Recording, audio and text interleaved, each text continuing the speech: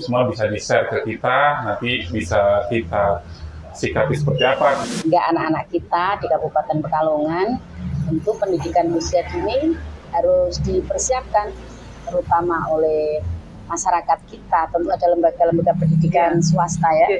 Jadi mindset kita untuk pendidikan anak usia dini itu bukan lagi seperti dulu, Mak ya. Kalau dulu kan untuk sekolah atau TK itu masih dipelok kayak kakangi kayak gitu ya, Bu. Iya. Kalau sekarang ini masih ada nggak nunut kayak gitu? Nggak bisa.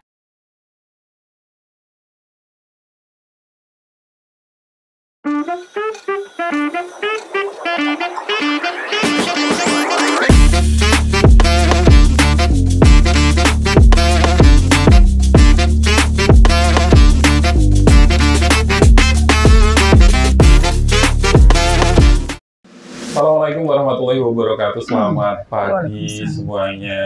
Sehat ya, Bu ya? Sehat sambil agak pilek sedikit. Iya, soalnya cuaca memang hujan kayak gini. Terus Bu Uki gimana, Bu? Alhamdulillah sehat. Terus bapak-bapak dan ibu-ibu yang lain gimana? Sehat ya? Semangat dong harusnya ya. Dan iya, alhamdulillah. Alhamdulillah. Oke, kebersamaan kita di sini kita dalam dialog interaktif bersama Ibu Ketua DPRD Kabupaten Pekalongan di Kerumunan bareng Dewan. Tujuannya seperti apa? Salah satunya untuk menyerap aspirasi atau kedua rasa ya Bu ya. Apa yang unek-unek yang ada di ibu-ibu semua bisa di-share ke kita, nanti bisa kita sikapi seperti apa, kebijakan dari Ibu DPR seperti apa gitu. Bu Hidun untuk sekarang ini aktivitasnya apa aja Bu untuk ini yang masih jelang puasa, yang masih kegiatan yang full untuk dinas luar atau yang lain? Kalau hari ini dengan Bu Uki sama-sama teman-teman guru khusus ya Bu ya? Khusus. Jadi kita memang sengaja untuk bisa rembuk bareng lah dengan teman-teman ini, mendengarkan apa yang menjadi aspirasi dari ibu-ibu semuanya. Ya. Bunda-bunda PAUD yang cantik. Kalau bapak-bapak berarti panda Bu? Atau enggak? Yanda. Oh Yanda. Iya. Oke, intinya itu. Dan tema kita atau bahasan kita pagi ini ya untuk seperti apa sih sebenarnya anggota Dewan atau DPRD kita ini dalam mendorong pendidikan anak usia dini di Kabupaten Pekalongan. Baik ini untuk melihat seperti apa nanti usulan-usulan dari atau aspirasi dari masyarakat, Ibu. Bu Inun, bisa disampaikan kalau sekarang ini kan pendidikan anak usia dini, kalau kita lihat pendidikan anak usia dini ini merupakan pintu pertama ya. Kita transfer pengetahuan secara berarti formal ya. Setelah sebelumnya ini berarti ayah ibu masing-masing yang secara non formal di keluarga. Ini seperti apa Bu untuk pandangan pendidikan anak usia dini sendiri, Bu Hindu? Jadi pendidikan anak usia dini ini sangat penting dalam rangka untuk mempersiapkan generasi ke depan. Karena generasi yang akan datang itu generasi yang harus bisa melanjutkan pembangunan yang ada, melanjutkan kehidupan masyarakat yang ada, melanjutkan keluarga dan seterusnya. Oleh karena itu harus dipersiapkan secara mantap, matang, sehingga dimulai dari keluarga, kemudian masyarakat, kemudian pemerintah juga harus tentu mempersiapkan itu semuanya. Hingga anak-anak kita di Kabupaten Pekalongan untuk pendidikan usia dini harus dipersiapkan, terutama oleh masyarakat kita. Tentu ada lembaga-lembaga pendidikan swasta ya. Ini ada Bu Uki Himbauti. Ya. Kemudian ada di negeri. Kalau kita TK negeri masih sangat terbatas ya. Masih sangat Kemarin terbatas, pemerintah sudah membangun 5 lagi. Sehingga ini dalam rangka untuk mempersiapkan pendidikan usia dini. Anak-anak kita yang memang nanti dipersiapkan, generasi yang akan datang itu harus siap untuk bagaimana untuk menata kehidupannya dengan baik. Juga untuk mempersiapkan anak itu sendiri agar tumbuh, berkembang, cerdas, kemudian juga nanti tentu membanggakan kedua orang tuanya dan bangsa dan negara. intinya pondasi dari awal itu harus kuat ya Bu ya. Sinergi antara semua pihak atau stakeholder ini menjadi pondasi yang kuat untuk menciptakan generasi emas nantinya. Itu diawali dari situ. Nah kalau dari Bu Ugi nih, Bu Ugi kan selaku Ketua Himpaudi Kabupaten Pekalongan, melihat secara masif di pendidikan kita, terutama pendidikan anak usia dini, baik ini PAUD ataupun taman kanak-kanak ini, perkembangannya sekarang ini seperti apa sih Bu? Sudah sama atau masih ada yang di sini kurang, di sini tinggi gitu? Sebelumnya terima kasih Bu Hindun selaku Ketua DPRD. Alhamdulillah kita diberi kesempatan teman-teman untuk bisa sharing, untuk bisa ketemu, nanti kita bisa menyampaikan apapun masalah ataupun perkembangan dari pendidikan anak usia dini itu sendiri. Sebenarnya kalau di pendidikan anak usia dini itu sampai sekarang mau tidak mau kita harus terus berkembang sesuai dengan perkembangan teknologi yang ada. Mau tidak mau kita harus sama dengan kakak-kakak kita. Gitu. Artinya dari segi kurikulum kita juga harus menyesuaikan, dari segi kompetensi pendidik pun juga harus menyesuaikan juga, dari apapun yang itu instruksi dari kementerian maupun dari dinas pendidikan pun kita harus sama. Itu artinya seperti itu. Jadi mindset kita untuk pendidikan anak usia dini itu bukan lagi seperti dulu, Pak ya, Bu Hindun ngapunten. Pendidikan anak usia dini tidak seperti dulu. Intinya bahwa perlu persiapan yang benar-benar itu sesuai dengan pendidikan yang sudah dicanangkan oleh pemerintah. Jadi bukan hanya sekedar sekolah PAUD itu hanya tepuk tangan nyanyi-nyanyi. Tidak, tetap kita harus menyesuaikan dengan kurikulum yang berjalan. Kalau dulu kan untuk sekolah PAUD atau TK itu masih dipelok kayak kakangi kayak gitu ya Bu. Kalau sekarang ini masih ada nggak nunut kayak gitu? Enggak bisa. Kita semua semua harus benar-benar istilahnya sama dengan pendidikan dasar di atasnya kakak-kakak gitu, sama. Oke, kalau pendapat dari Bu Hindun sendiri untuk mendorong itu pendidikan anak usia dini ini supaya masuk juga nih sama kakak-kakaknya, berarti ini ya menjadi wajib belajar, masuk ke wajib belajar 12 tahun, maksudnya gitu ya? Seperti apa Bu yang bisa dilakukan? Kalau pendidikan usia dini itu kan dimulai sebenarnya kan dari 0 tahun 0 tahun. Kemudian kalau secara formal untuk mengikuti pendidikan usia dini kan usia berapa itu?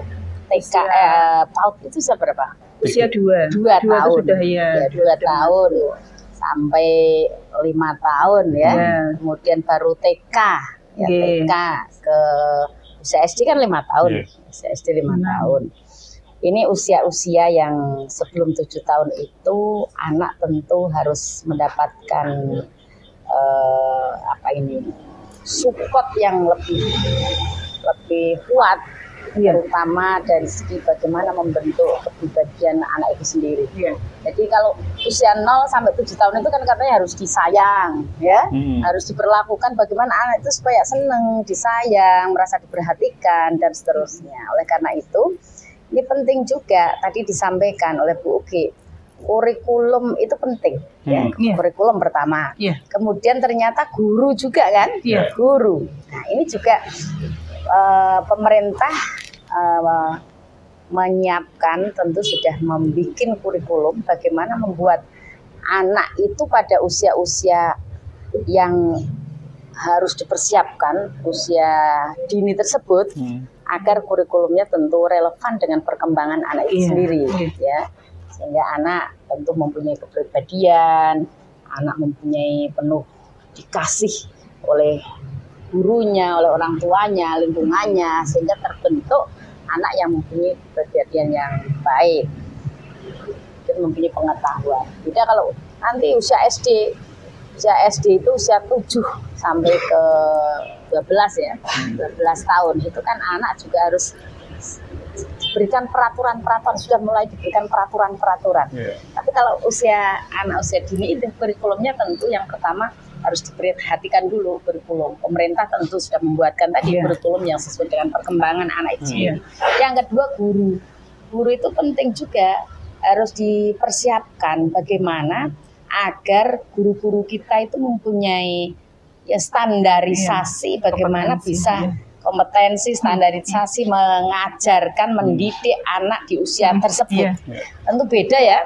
Saya aja kalau dengan guru-guru PAUD, guru-guru TK merasa senang, merasa terayomi, merasa bimong, merasa apa itu nyaman karena dengan tutur katanya yang bagus, lemah lembut, kemudian cara bicaranya yang bagus. Beda dengan saya ini kalau bicara ceplos-ceplos.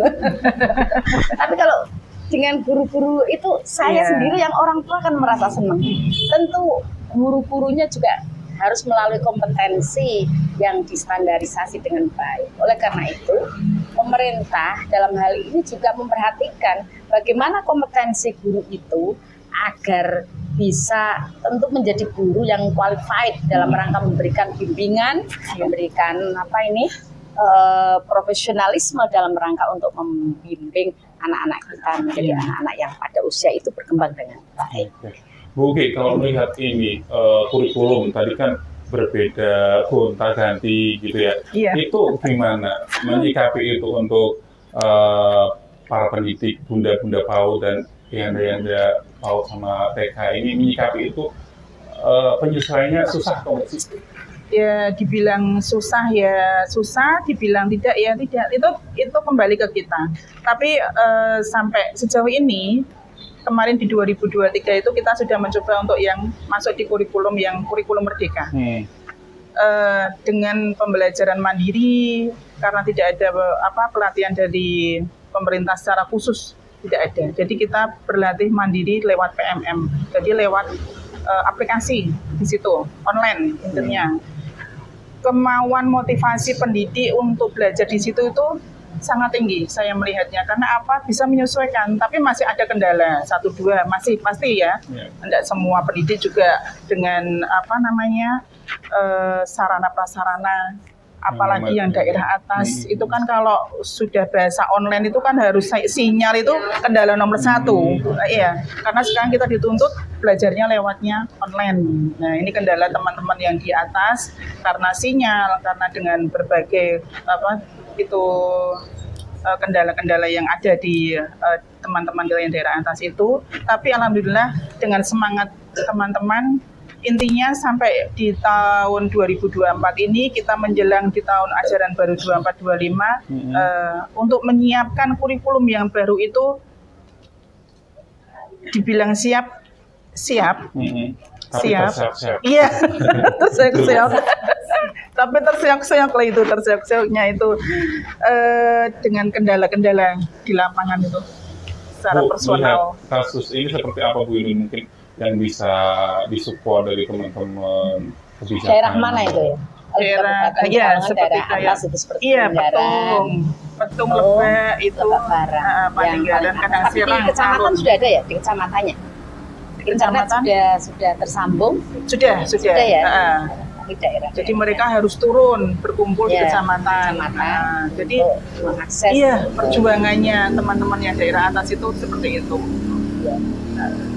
Ada desa-desa tertentu yang mungkin belum tersentuh dari internet sehingga guru ini harus turun ke bawah. Ini menjadi masukan ya bagi kita. Kalau daerah yang kecamatan sudah ya, kecamatannya sudah. Memang sih di kabupaten kan kita tahu ya, ada Petung Kriyono, kemudian Kandang Serang yang paling atas ya, kemudian Paninggaran dan Lebak Barang. Jadi titik-titiknya ya ini menjadi masukan dari kita agar nanti tentu pemerintah menjadi perhatian agar menyediakan ini akses kemudahan, karena ternyata menjadi kebutuhan terutama bagi pendidikan anak-anak kita di usia dini termasuk jadi mengaksesnya harus ke kecamatan. Oke, dan ternyata tantangannya luar biasa ya, yang harus bunda sama ayahanda kita ini tempuh ya. Ini untuk mencerdaskan kehidupan bangsa dari usia 0 Iya. sampai usia berarti Kalau 2. ibu-ibu titiknya di mana? Ngajarnya di mana? Ini ada yang dari PAUD desa, ada yang dari TK Muslimat, ini ada PAUD Muslimat juga ada, Aisyah ada, PGRI ada. Campur berarti, Iya, semuanya ada, hadir iya, Bu, berarti. hadir. Dan kalau tadi yang udah disampaikan sih memang banyak ya yang bisa nih disesuaikan, baik ini dari kurikulum yang gonta-ganti ini, tapi harusnya didukung juga ya, disupport juga dengan sarana prasarana yang supaya mudah juga mengaksesnya. Iya. Silakan nih untuk ibu-ibu yang atau bapak-bapak yang ada unek-unek yang pengen disampaikan ke Bu Hindun bisa share. Dari siapa dulu? Ibu, silakan sampaikan nama sama dari PAUD atau TK mana. Iya. Baik, terima kasih. Assalamualaikum warahmatullahi wabarakatuh. Waalaikumsalam. Perkenalkan, saya Bunda Ida dari PAUD Dewi Sartika, Bebel, Kecamatan Wonokerto. Oke. Terima kasih untuk Bu Hindun. Alhamdulillah saya kepanggil sama Ibu, Masya Allah. Iya. Jadi di sesi pertama tadi saya sempat mendengar bahwa memang benar sekali yang dikatakan sama Bu Ki, bahwa pendidik PAUD itu tidak hanya mengajar saja. Jadi banyak sekali hal-hal yang harus dilakukan oleh pendidik PAUD, terutama masalah untuk kesetaraan. Maksudnya kesetaraan dalam arti ijazah dan kualifikasi pendidikannya gitu. Kompetensi. Nah, ini pertanyaannya gini Bun. Kebetulan kami dari Himpaudi itu kan ada berbagai macam program kegiatan, diantaranya kegiatan pelaksanaan diklat berjenjang itu untuk kompetensi untuk kualitas pendidik gitu ya. Nah itu pertanyaannya, bisa nggak Bu untuk kegiatan-kegiatan program kegiatan yang dilaksanakan oleh Himpaudi, karena Himpaudi kan organisasi mandiri nggih, itu dibiayai oleh, maksudnya dibiayai dari dana aspirasi DPRD gitu. Itu kemudian kegiatan-kegiatan yang dilakukan oleh Himpaudi, maksudnya program kegiatan yang ada di Himpaudi itu bisa bermitra dibantu pendanaannya gitu maksudnya. Iya, karena organisasi Himpaudi itu kan organisasi mandiri, jadi segala sesuatu kegiatannya itu biasanya tuh kita mengadakannya tuh dengan mandiri ya, dengan iuran, dengan ini. Apalagi kayak pendidik PAUD kan nun sewu honornya kan ditransfernya lewat ATM surga gitu. Karena memang ada yang dapatnya honor juga, yang ada yang ini dan seperti itu kan, yang ono yo oleh nggak ora yo ora gitu sebenarnya. Makanya kalau misalnya ada kegiatan-kegiatan yang kita selenggarakan, kemudian kita tidak harus menarik iuran dari pendidik misalnya gitu, itu kira-kira sakit boten gitu maksudnya. Itu saja pertanyaannya dari saya, mungkin Oke. Jadi intinya berarti pendidik PAUD itu kalau mau gelar kegiatan unduh dhisik, urunan dulu gitu ya. Jadi urunan dewe tinggo dewe. Gitu. Itu Bu, jadi seperti apa yang mungkin bisa dilakukan gitu. Ada berbagai organisasi yang bisa menempatkan bantuan dari pemerintah, tentu harus berbadan hukum, berbadan hukum. Kalau sepanjang memenuhi syarat berbadan hukum, kemudian ketentuan aturan itu bisa dilakukan, tentu bisa. Himpaudi saya kira bagian dari organisasi pendidik yang ada di lingkungan dinas pendidikan. Tentu melalui dinas pendidikan bisa melaksanakan kegiatan-kegiatan yang ada melalui kegiatan-kegiatan di dinas pendidikan itu, ya kan? Kalau bisa nggak didanai dari dana aspirasi, ya tentu pelaksanaan di dinas pendidikan tersebut kan, sama saja ya, hanya saja melalui mana perencanaan, mana ini masuknya pintu masuknya dalam rangka penganggaran itu dari mana gitu. Apakah dari supaya sesuai gitu ya. DPR atau melalui langsung ke Dinas Pendidikan itu sendiri. Jadi sepanjang itu aturannya bisa, ya bisa. Kalau Himpaudi itu berbadan hukum kan ya, organisasi itu guru. Ya gitu ya. Intinya supaya tidak tumpang tindih ya Bu ya. Intinya kan ada mungkin kan biasa Dinas Pendidikan melakukan kegiatan misalnya dalam bentuk pelatihan guru atau apa, itu kan juga merupakan kegiatan yang dilaksanakan atau diterima oleh teman-teman guru dari pendidik PAUD itu sendiri, sama saja kan melaksanakan dari kegiatan itu. Maksudnya kalau kegiatan muludan gitu kok, apa kegiatan apa ya? Peningkatan SDM. Sekarang ini kan peningkatan mutu ya, karena sekarang ini kan kegiatan diklat kan sudah banyak dilakukan oleh online gitu. Jadinya kayak Dinas Pendidikan sendiri sudah tidak ada kegiatan.